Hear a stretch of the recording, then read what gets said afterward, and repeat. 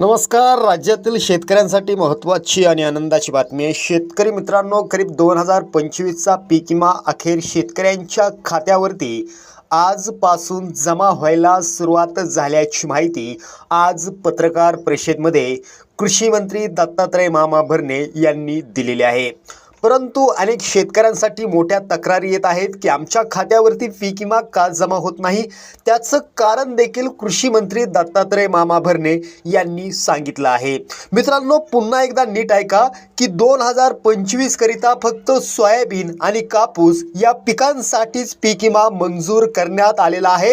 इतर पिकांचा सध्या GR आलेला नाहीये, त्यामुळे फक्त कापूस आणि सोयाबीन या पिकांसाठीच पीक विमा वाटप सुरू असल्याची माहिती कृषी मंत्री दत्तात्रय मामा भरणे यांनी स्पष्टपणे दिली आहे.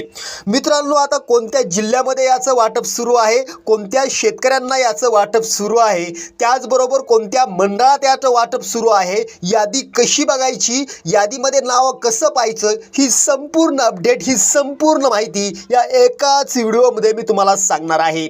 मित्रांनो, अतिशय सोप्या भाषेमध्ये तुम्हाला सांगतो, ज्या शेतकऱ्यांनी खरीप 2025 करिता पीक विमा भरलेला आहे सोयाबीन आणि कापूस या पिकासाठी, या शेतकऱ्यांच्या खात्यावरती पीक विमा वाटप व्हायला सुरुवात झालेली आहे. मित्रांनो, जर तुमच्याकडे फार्मर ID नसेल तर तुम्हाला पीक विमा जमा होणार नाही, ही गोष्ट लक्षात ठेवा. जर तुम्ही फार्मर ID काढलेली असेल तर तुमच्या खात्यावरती 100% पीक विमा जमा होत आहे. मित्रांनो, जर तुम्ही फार्मर ID काढली नसेल तर तात्काळ फार्मर ID काढा, जेणेकरून तुमच्या खात्यावरती पीक विमा जमा व्हायला सुरुवात होईल. मित्रांनो, ज्यांना पीक विमा जमा झाला आहे त्यांनी या व्हिडिओला एक लाईक करा. व्हिडिओ आवडला तर आपल्या शेतकरी मित्रांना शेअर करा. पुन्हा भेटूया. जय हिंद, जय महाराष्ट्र.